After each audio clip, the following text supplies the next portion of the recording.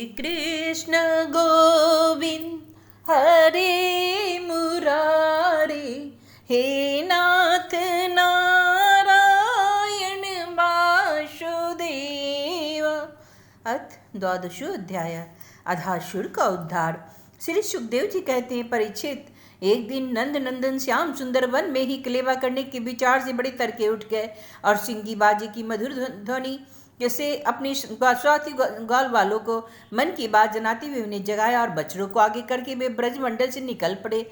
श्री कृष्ण के साथ ही उनके प्रेमी सहस्त्रों ग्वाल बाल सुंदर चीके बेत सिंगी और बांसुरी लेकर तथा अपने सहस्त्रों बच्चों को आगे करके बड़ी प्रसन्नता से अपने अपने घरों से चल पड़े। उन्होंने श्री कृष्ण के अगणित बच्चों में अपने अपने बछड़े मिला दिए और स्थान स्थान पर बालोचित खेल खेलते हुए विचरने लगे।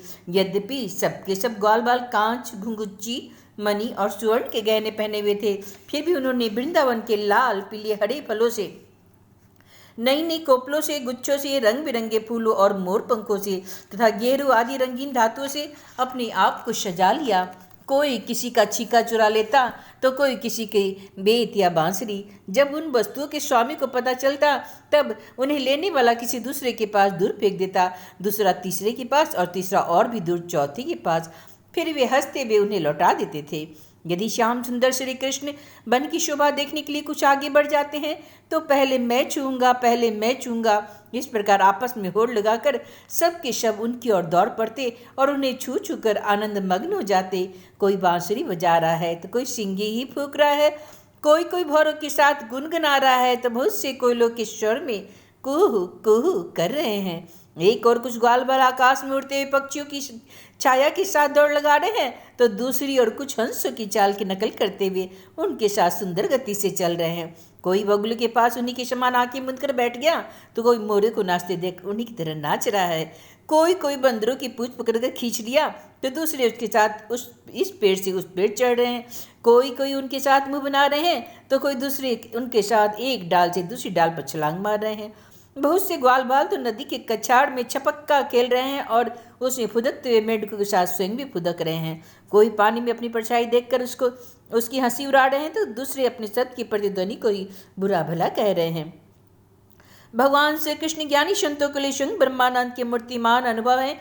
दास्य भाव से युक्त भक्तों के लिए वे उनके आराध्य देव परम ऐश्वर्यशाली परमेश्वर है और माया मोहित विषयांधों के लिए वो केवल एक मनुष्य बालक है। उन्हीं भगवान के साथ वे महान पुण्यात्मा ग्वाल बाल तरह तरह के खेल खेलते हैं। बहुत जन्म तक श्रम और कष्ट उठाकर जिन्होंने अपनी इंद्रियों और अंतकरण को बस में कर लिया है, उन योगियों के लिए भी भगवान श्री कृष्ण के चरण कमलों की रज अप्राप्य है। यदि वही भगवान स्वयं जिन ब्रजवासी ग्वाल वालों की आंखों के सामने रहकर सदा खेल खेलते हैं, उनकी सौभाग्य की महिमा इससे अधिक और क्या कही जाए। परीक्षित, इसी समय अधासुर नाम का महान दैत्याधम का उससे श्री कृष्ण और ग्वाल वालों की सुख में कीड़ा देखी न गई। उसके हृदय में जलन होने लगी। वह इतना भयंकर था कि अमृत पान करके अमर हुए देवता भी उससे अपने जीवन की रक्षा करने के लिए चिंतित रहते थे और इस बात की बाट देखते रहते थे किसी प्रकार तो इसकी मृत्यु का अवसर आ जाए। अधासुर पुतना और बकासुर का छोटा भाई तथा कंस का भेजा हुआ था यह। वह श्री कृष्ण श्री दामा आदि ग्वाल बालकों को देखकर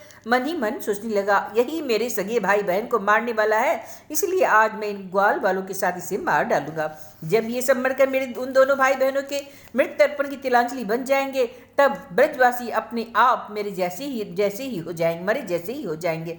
संतान ही प्राणियों के प्राण है, जब प्राण ही न रहेंगे तो शरीर कैसा रहेगा। इसकी मृत्यु से ब्रजवासी अपने आप मर जाएंगे। ऐसा निश्चय करके वह दुष्ट दैत्य अजगर का रूप धारण कर मार्ग में लेट गया।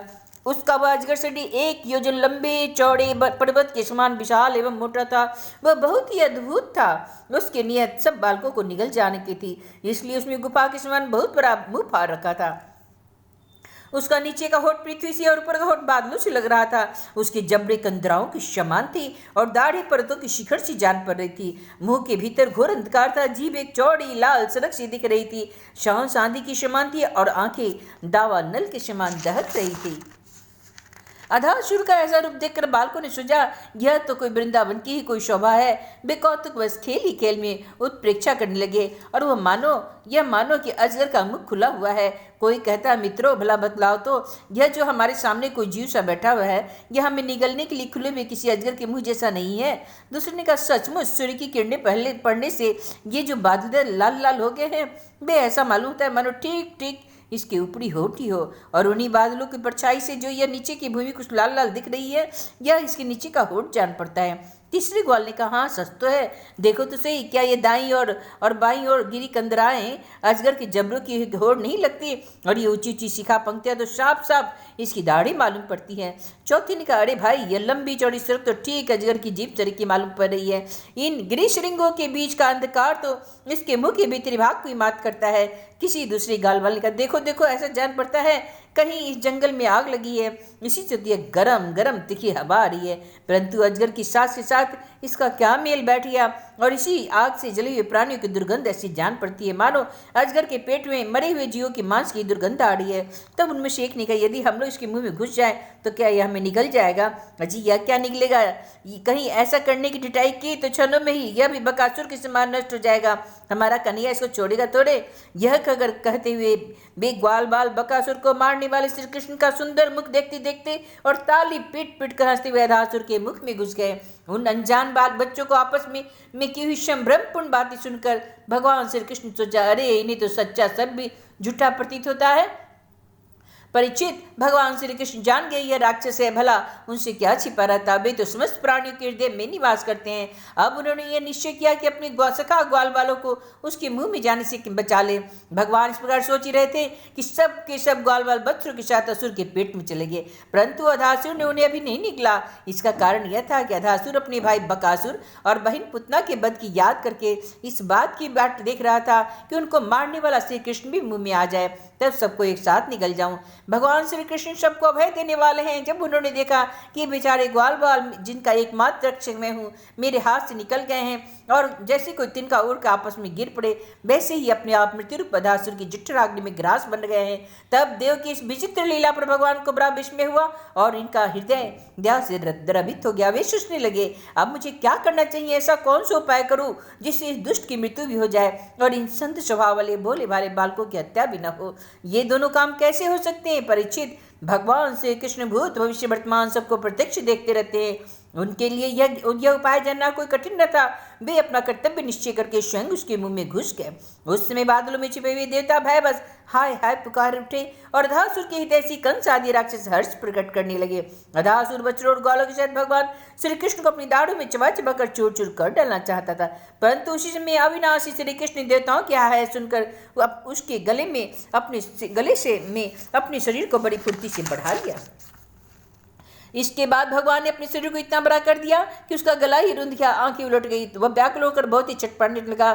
सांस रुककर सारे शरीर में बढ़ गई और अंत में उसके प्राण ब्रह्म रंध्र होकर बाहर निकल गए। उसी मार्ग में प्राणों के साथ उसकी सारी इंद्रियां भी शरीर से बाहर हो गई। उसी समय भगवान मुकुंद ने अपनी अमृतमय दृष्टि से मरे हुए बच्चों और ग्वाल बालों को जिला दिया। उन सबको साथ लेकर वे अधासुर के मुख से बाहर निकल आए। उस अजगर के स्थूल शरीर से एक अत्यंत अद्भुत और महान ज्योति निकली। उस समय उस ज्योति के प्रकाश से 10 दिशाएं प्रज्वलित हो उठी। बहुत थोड़ी देर तक तो आकाश में स्थित होकर भगवान के निकलने की प्रतीक्षा करती रही। जब वे बाहर निकले तब वह सब देवताओं की देखते देखते उन्हीं में समा गई। उस समय देवताओं ने फूल बरसाकर, अप्सराओं के नाच कर, गंधर्वों ने गाकर, विद्याधरों ने बाजी बजाकर, ब्राह्मणों ने स्तुति पाठ कर और पार्षदों ने जय जयकार के नारे लगाकर बड़े आनंद से भगवान श्री कृष्ण का अभिनंदन किया, क्योंकि भगवान श्री कृष्ण ने अधासुर को मारकर उन सब का बहुत बड़ा काम किया था। उन अद्भुत स्तुतियों, सुंदर बाजों, मंगलमय गीतों, जय जयकार और आनंदोत्सव की मंगल ध्वनि ब्रह्मलोक के पास पहुंच गई। जब ब्रह्मा जी ने वह ध्वनि सुनी तब वे बहुत ही शीघ्र अपने वाहन पर चढ़कर वहां आए और भगवान श्री कृष्ण की यह महिमा देखकर आश्चर्यचकित हो गए। परीक्षित, जब वृंदावन में अजगर का वह चाम सूख गया तब वह ब्रजवासियों ने के लिए बहुत दिनों तक खेलों की एक अद्भुत गुफा सी बना रहा। यह जो भगवान ने अपने ग्वाल बालों की मृत्यु से मुक्ति बचाया था और अधासुर को मोक्ष दान किया था, यह लीला भगवान ने अपने कुमार अवस्था में अर्थात 5 वर्ष की अवस्था में की थी।